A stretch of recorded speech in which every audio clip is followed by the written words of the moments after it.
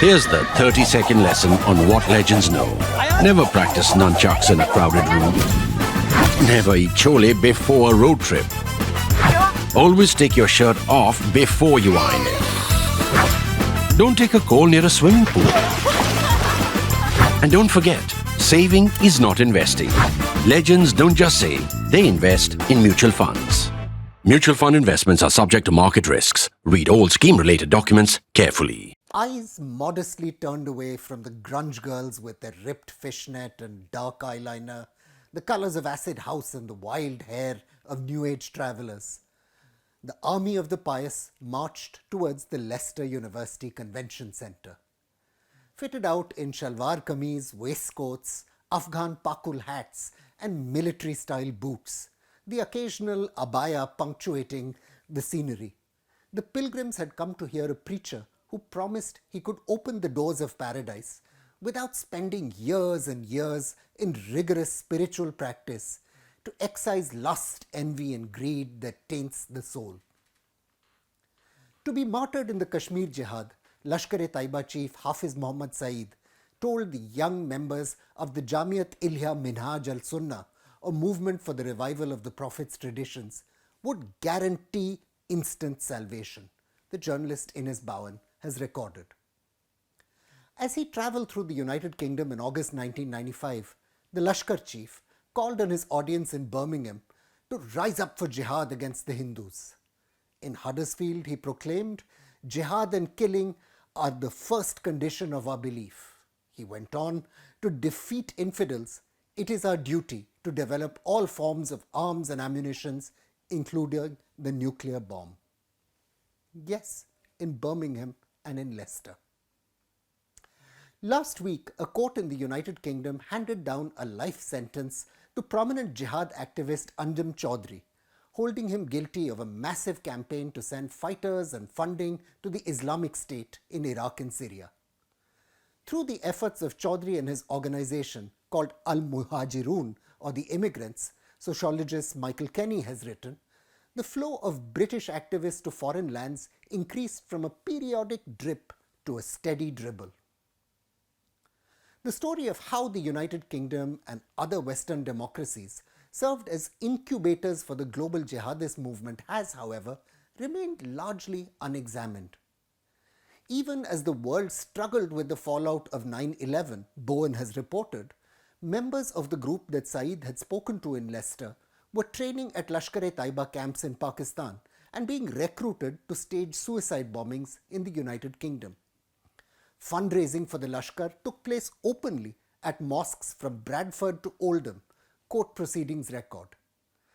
Large numbers of British volunteers fought in every major theatre of jihadist conflict since Afghanistan in 1979, with organizations recruiting cadre and appealing for financing in plain public sight.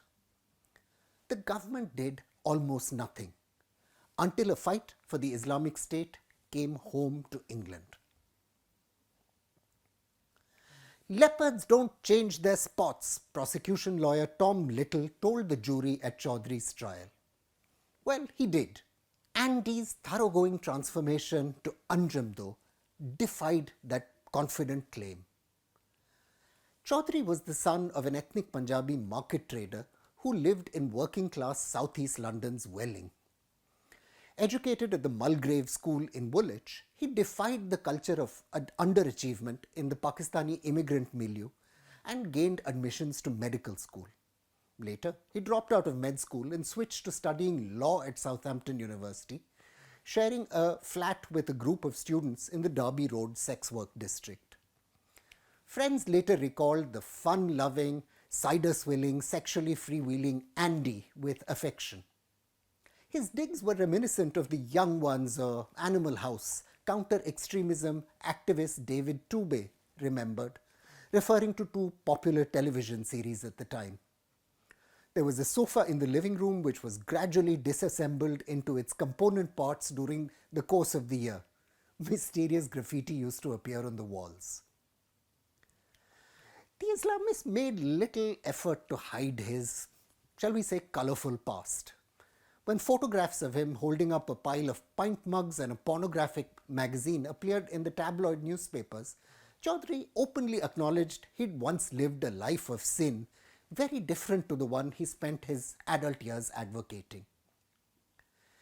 Exactly what brought about the erasure of Andy, though, and the creation of Anjem remains a little unclear. Like many of his generation, Choudary was incensed by the publication of Salman Rushdie's famous novel The Satanic Verses. Though not incensed enough, Tube notes, to trouble himself with writing about it for the Student Law magazine.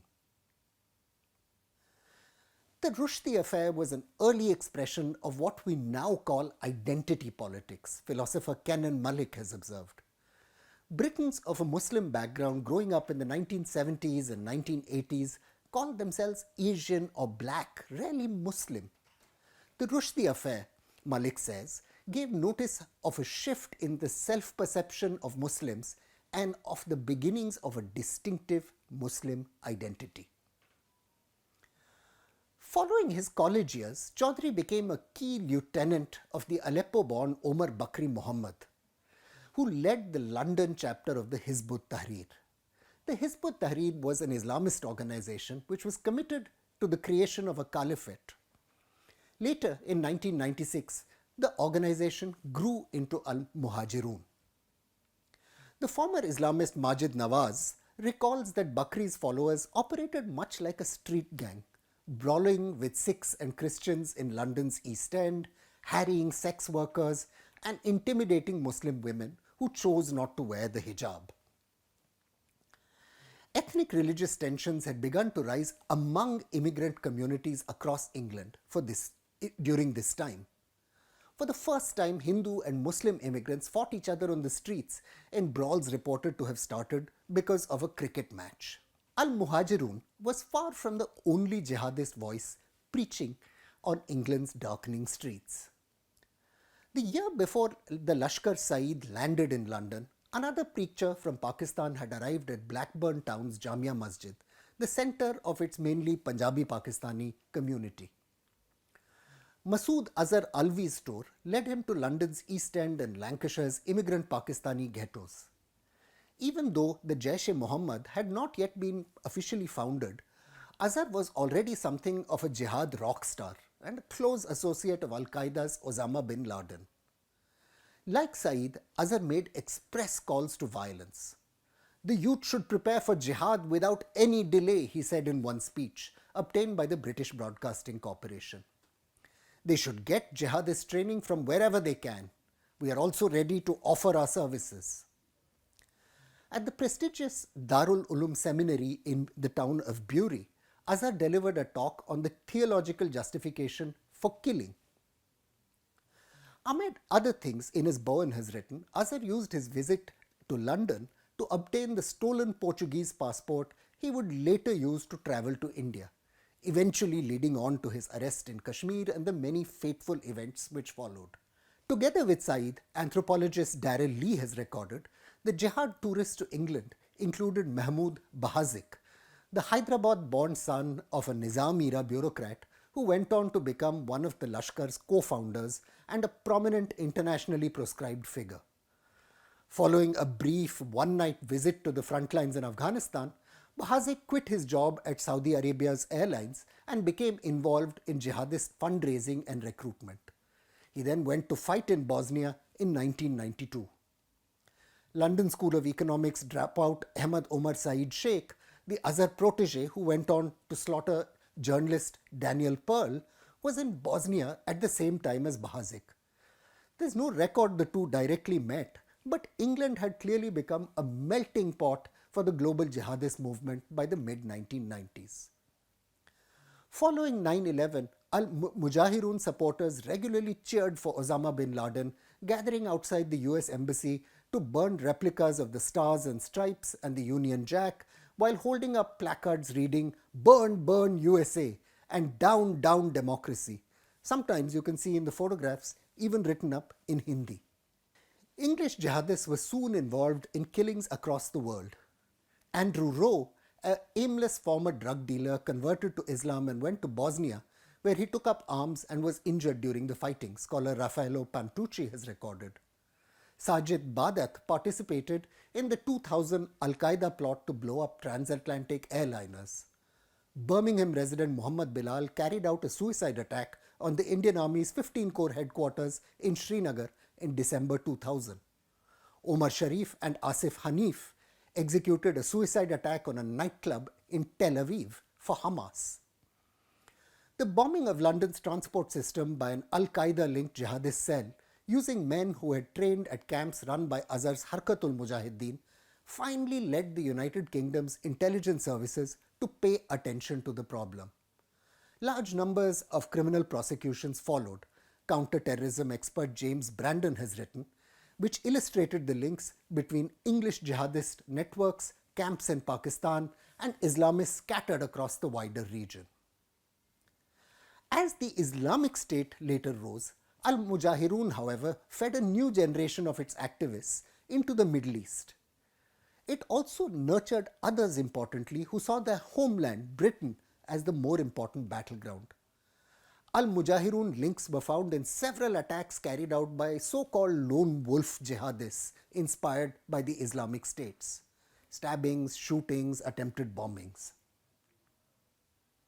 Former bouncy castle salesman Siddharth Dhar, who went on to become one of the Islamic State's most brutal executioners, pushed Choudary to expressly back the Islamic State, something the ideologue had resisted doing.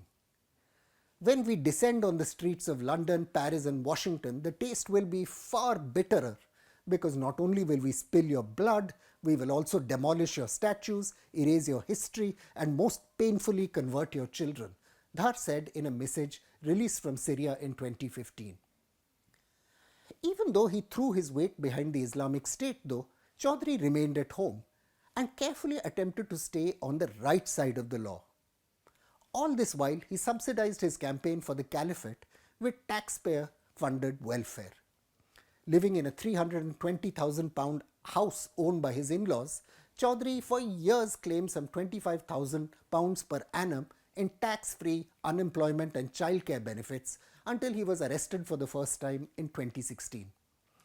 In 2021, after his release, he got a job with a religious charity but was incarcerated for the second time very soon after and of course has now been finally convicted.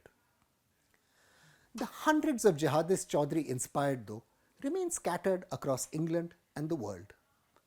Their story is very far from ended. I'm Praveen Swami and I'm a contributing editor at ThePrint. Thank you for watching this episode of Security Code.